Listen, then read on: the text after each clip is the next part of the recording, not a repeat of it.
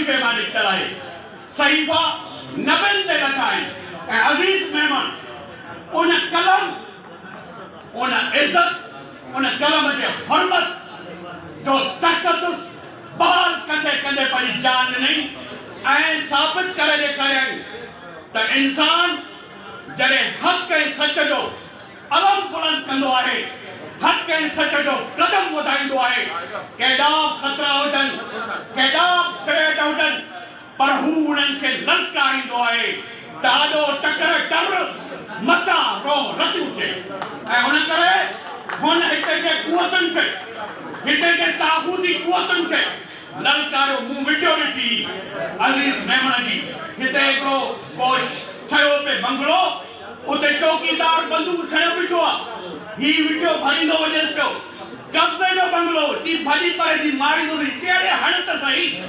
एॾो बेखौफ़ माण्हू, एॾो दिलेर माण्हू, एॾो निडर माण्हू उनखे इएं बेदर्दीअ सां हिते जे बेज़मीर ऐं बेकम किराए जे कातिलनि क़त्ल कयो। छो कयो? सुवाल आहे छो कयो?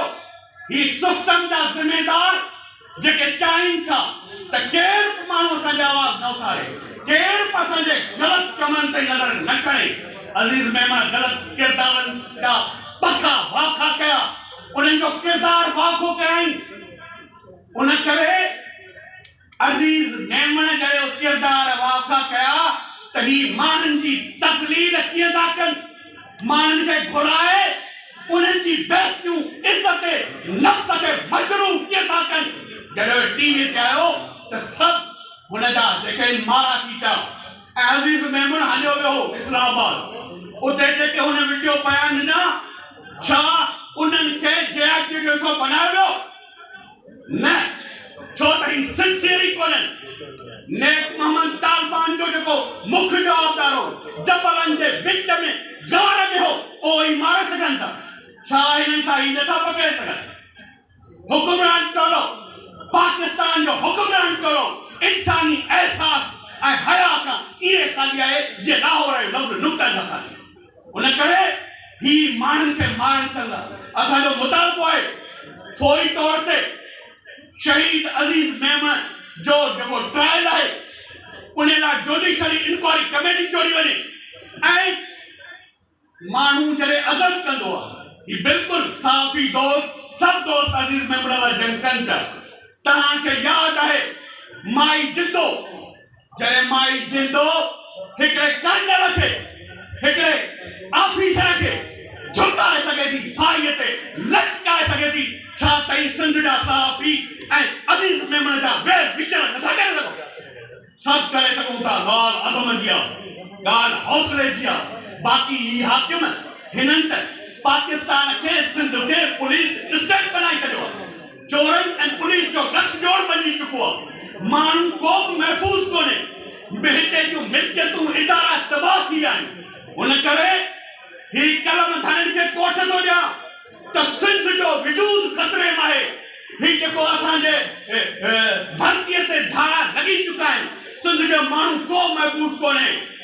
उन लाइ सिंध जे शऊर खे, सिंध जे माण्हुनि खे अॻिते वधणो पवंदो, तॾहिं असांखे इंसाफ़ मिलंदो। न त अज़ीज़ मेमण जहिड़ा माण्हू, हेड़ा कंधार माण्हू रोज़ शहीद थींदा। ऐं इन लाइ असांखे ज़रूरी आहे ऐं सिंध मेमण ताज़े तरफ़ां तव्हां दोस्तनि सां गॾु आहियां ऐं जिते सहाफ़ी अज़ीज़ मेमण जे क़त्ल जे लाइ जदोजहद कंदा, सिंध मेमण ताज़ सियासी ऐं समाजी दुर्ता सां गॾु वेही।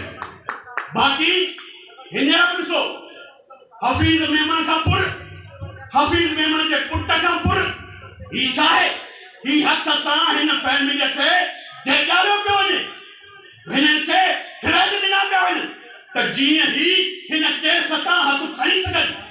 पर जेको माण्हू मौत खे अखियुनि सां ॾिसंदो आहे, हू लतीफ़ चयो न, जॾहिं लॻा नेण त सूर्य ई सेच थी। जॾहिं माण्हू इश्क कंदो आहे, जॾहिं माण्हू मोहबत कंदो आहे, त पोइ ही जेका सूरी हूंदी आहे उहा सेच लॻंदी आहे। इन करे हफ़ीज़ मेमण तय करे छॾियो त मूंखे पंहिंजे भाउ जे क़त्ल जो प्लान वठिणो आहे ऐं उहो इज्तिमाही वठिणो आहे त जीअं कानून जे मदद सां, दोस्तनि जे मदद सां, सचनि दोस्तनि सां गॾु वठां जीअं को बि माए जो लाल, को बि सिंध जो गभरू, को बि सिंध जो सहाफ़ी, को बि सिंध जो माण्हू शहीद न थिए। उन करे असांखे सभिनी पासनि ते सोचणो पवंदो।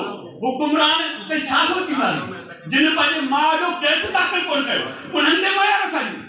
पंहिंजे हिम्मत सां, पंहिंजे हौसले सां सहाफ़ी संगत ऐं ॿियनि दोस्तनि खे अॻिते वधणु खपे।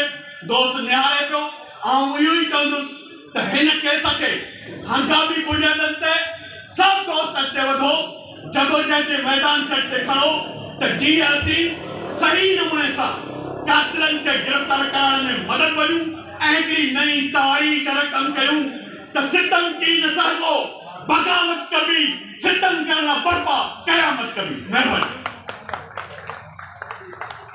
हाणे दावत ख़िताब आउं ॾींदुसि सीनियर सहाफ़ी सखर यूनियन ऑफ जर्नलिस्ट जा